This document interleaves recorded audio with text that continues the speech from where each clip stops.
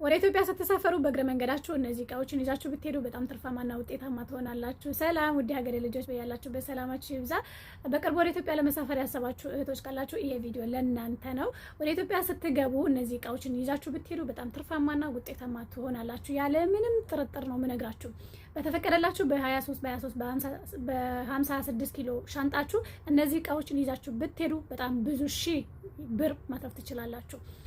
በመቀጠል ደግሞ ሳትይዟቸው ባትሄዱ ኢትዮጵያ ውስጥ የለም ማለት ባይቻልም እዚህ ኦሪጂናል እቃ እዛ ብንወስደው ረጅም ዓመት ልንጠቀምበት የምንችለው የሆነ ሰዓት ደግሞ ቢቸግረን አውጥተን ብንሸጠው ጥሩ ዋጋ ሊያወጣልን የሚችሉ የተወሰኑ እቃ ዝርዝሮችን እነግራችኋለሁ። በዋናነት ግን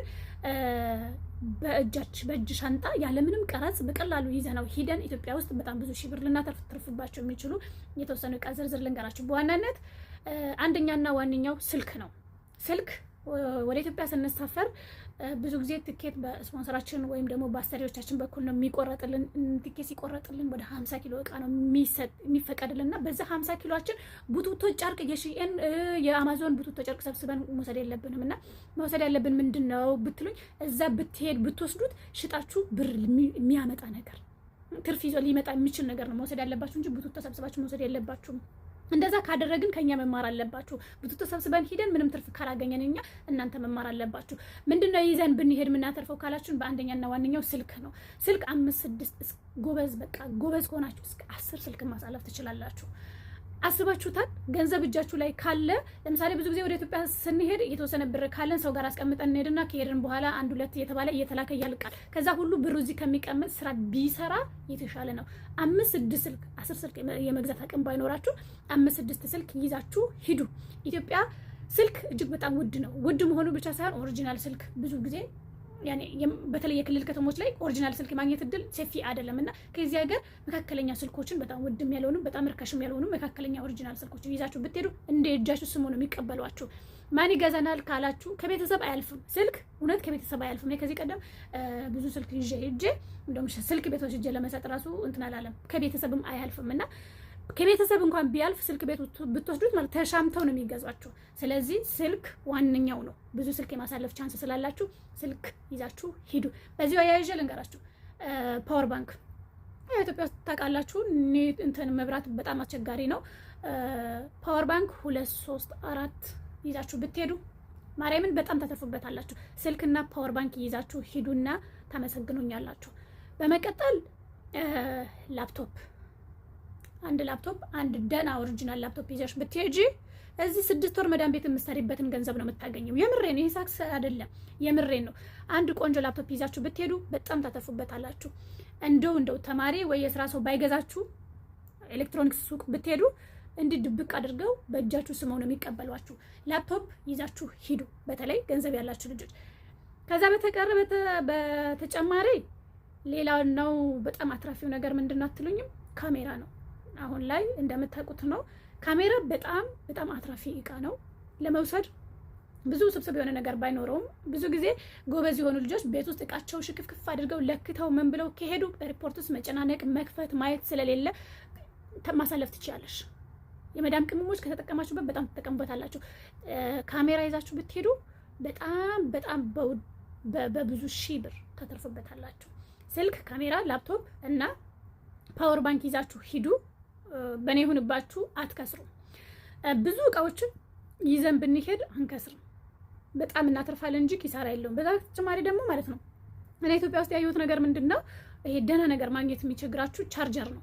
ቻርጀር፣ ኦሪጂናል ቻርጀር ማግኘት በጣም ከባድ ነው። ካገኛችሁም ደግሞ አይደፈርም። የድሮ የስልክ ዋጋ ነው የምታወጡት ለቻርጀር። እዚህ ደግሞ እንደምታውቁት ነው ደህና የሆነ ቻርጀር 5-6-10 ቻርጀርም እንኳን ይዛችሁ ብትሄዱ ከአንዱ ላይ ብዙ ብር ነው ማትረፍ የሚቻለው። እና እነዚህ አሁን ቻርጀሮች ኪሎ አያነሱም።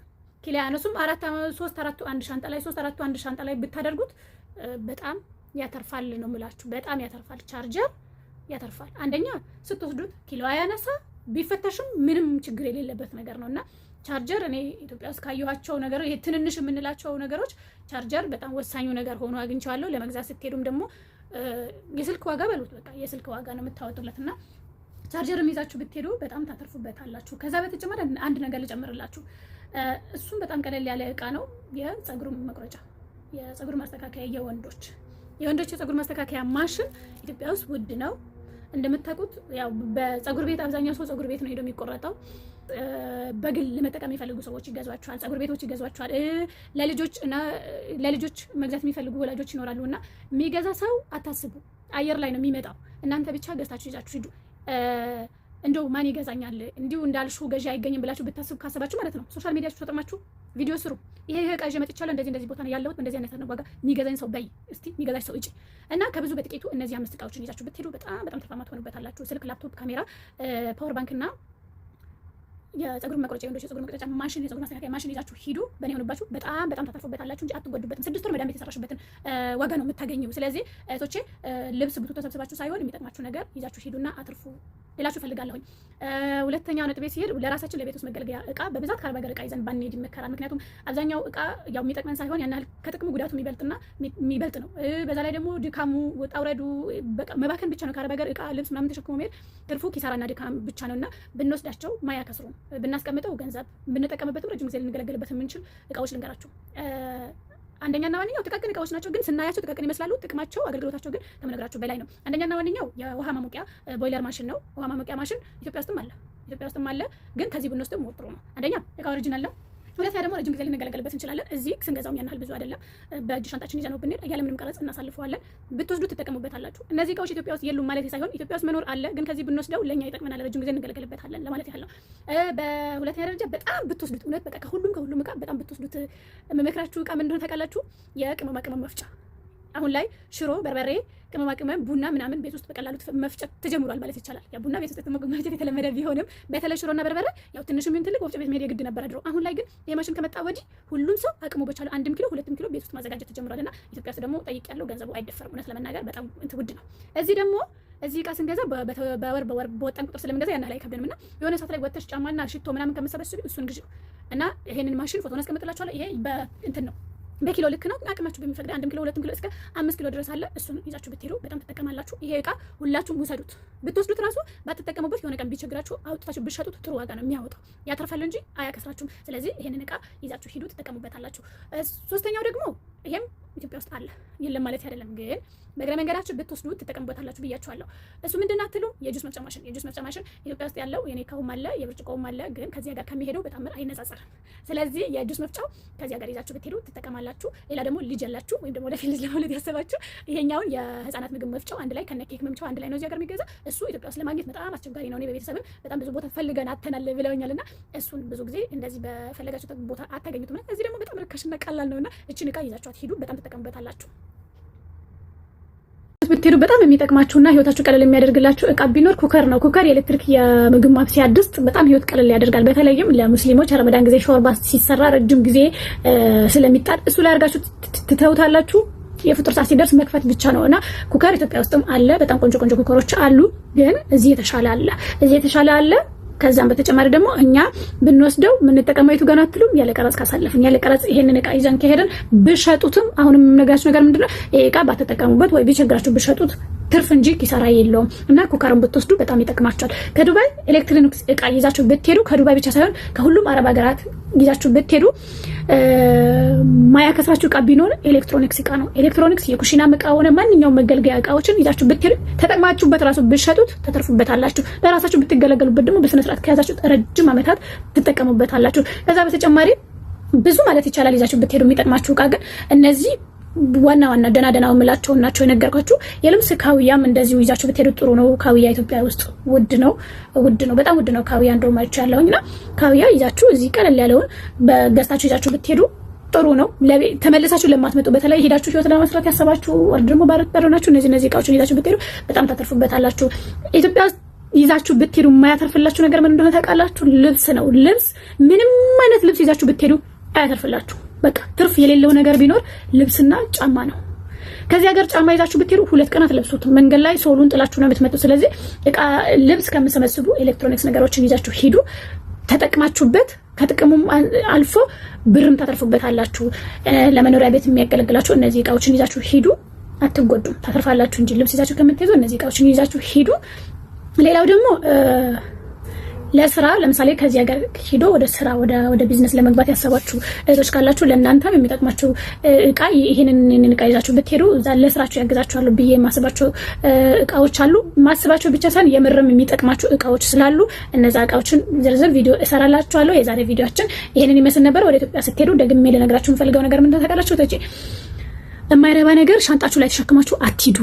የሚጠቅማችሁ ምንድነው? ደህና እቃ ምንድነው ካላችሁ ወርቅ፣ ስልክ፣ ላፕቶፕ እንደዚህ የሚጠቅሙ ነገር ይዛችሁ ሂዱና እዛም ሽጣችሁ አትርፉ እንጂ እዛ ኮተት ይዛችሁ ሂዳችሁ ለሰው ሰጥታችሁ ባዶ እጃችሁ ስትቀሩ ትዝብት ነው የምታተርፉት። ከሌላ ሰው ትታዘባላችሁ። እኔ እንደዚህ አድርጌላት ምንም አላደረገችልም፣ እኔ እኮ እንደዚህ አድርጌላት ምንም አላደረገልኝም ብላችሁ ቤተሰባችሁ በዙሪያችሁ ያለ ሰው ነው የምትታዘቡት። ብልጥ ከሆናችሁ የሚፈቀድላችሁ እቃ እንዲህ ሽክፍክፍ አድርጋችሁ ይዛችሁ ሂዳችሁ ሮጥ ብላችሁ ሽጣችሁ ካተረፋችሁ ጎበዝ ብልጥ ናችሁ ማለት ነው። ስለዚህ ብልጥ ሁኑ ለማለት ነው። ይሄንን ቪዲዮ ከወደዳችሁ ቢሳሳውን ካልወደዳችሁትም ላይክ አድርጉት። በቀጣይ በሌላ ቪዲዮ እንገናኛለን። ሰላም ቆዩልኝ።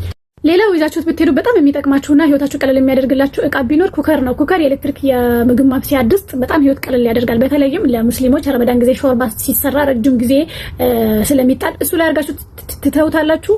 የፍጡር ሰዓት ሲደርስ መክፈት ብቻ ነው እና ኩከር ኢትዮጵያ ውስጥም አለ። በጣም ቆንጆ ኩከሮች አሉ። ግን እዚህ የተሻለ አለ። ከዛም በተጨማሪ ደግሞ እኛ ብንወስደው የምንጠቀመው የቱ ጋር ነው አትሉም? ያለ ቀረጽ ካሳለፍን ያለ ቀረጽ ይሄንን እቃ ይዘን ከሄደን ብሸጡትም አሁንም የምነግራችሁ ነገር ምንድነው ይሄ እቃ ባትጠቀሙበት ወይ ቢቸግራችሁ ብሸጡት ትርፍ እንጂ ኪሳራ የለውም እና ኩከርን ብትወስዱ በጣም ይጠቅማችኋል። ከዱባይ ኤሌክትሮኒክስ እቃ ይዛችሁ ብትሄዱ ከዱባይ ብቻ ሳይሆን ከሁሉም አረብ ሀገራት ይዛችሁ ብትሄዱ ማያከስራችሁ እቃ ቢኖር ኤሌክትሮኒክስ እቃ ነው። ኤሌክትሮኒክስ የኩሽና እቃ ሆነ ማንኛውም መገልገያ እቃዎችን ይዛችሁ ብትሄዱ ተጠቅማችሁበት ራሱ ብትሸጡት ታተርፉበታላችሁ። ለራሳችሁ ብትገለገሉበት ደግሞ በስነ ስርዓት ከያዛችሁ ረጅም ዓመታት ትጠቀሙበታላችሁ። ከዛ በተጨማሪ ብዙ ማለት ይቻላል ይዛችሁ ብትሄዱ የሚጠቅማችሁ እቃ ግን እነዚህ ዋና ደና የምላቸው ናቸው የነገርኳችሁ። የልብስ ካውያም እንደዚሁ ይዛችሁ ብትሄዱ ጥሩ ነው። ካውያ ኢትዮጵያ ውስጥ ውድ ነው፣ በጣም ውድ ነው ካውያ እንደው ማለት ያለውና ካውያ ይዛችሁ እዚህ ቀለል ያለውን በገዝታችሁ ይዛችሁ ብትሄዱ ጥሩ ነው። ተመልሳችሁ ለማትመጡ በተለይ ሄዳችሁ ህይወት ለመስራት ያሰባችሁ ወር ደግሞ ባረጣናችሁ እነዚህ እቃዎችን ይዛችሁ ብትሄዱ በጣም ታተርፉበታላችሁ። ኢትዮጵያ ይዛችሁ ብትሄዱ የማያተርፍላችሁ ነገር ምን እንደሆነ ታውቃላችሁ? ልብስ ነው። ልብስ ምንም አይነት ልብስ ይዛችሁ ብትሄዱ አያተርፍላችሁ። በቃ ትርፍ የሌለው ነገር ቢኖር ልብስና ጫማ ነው። ከዚህ ሀገር ጫማ ይዛችሁ ብትሄዱ 2 ቀን አትለብሱትም። መንገድ ላይ ሶሉን ጥላችሁ ነው የምትመጡ። ስለዚህ እቃ ልብስ ከምትሰበስቡ ኤሌክትሮኒክስ ነገሮችን ይዛችሁ ሂዱ። ተጠቅማችሁበት ከጥቅሙም አልፎ ብርም ታተርፉበታላችሁ። ለመኖሪያ ቤት የሚያገለግላችሁ እነዚህ እቃዎችን ይዛችሁ ሂዱ። አትጎዱም፣ ታተርፋላችሁ እንጂ ልብስ ይዛችሁ ከምትሄዱ እነዚህ እቃዎችን ይዛችሁ ሂዱ። ሌላው ደግሞ ለስራ ለምሳሌ ከዚህ ሀገር ሄዶ ወደ ስራ ወደ ቢዝነስ ለመግባት ያሰባችሁ እህቶች ካላችሁ ለእናንተም የሚጠቅማችሁ እቃ ይሄንን እቃ ይዛችሁ ብትሄዱ እዛ ለስራችሁ ያግዛችኋል ብዬ የማስባቸው እቃዎች አሉ።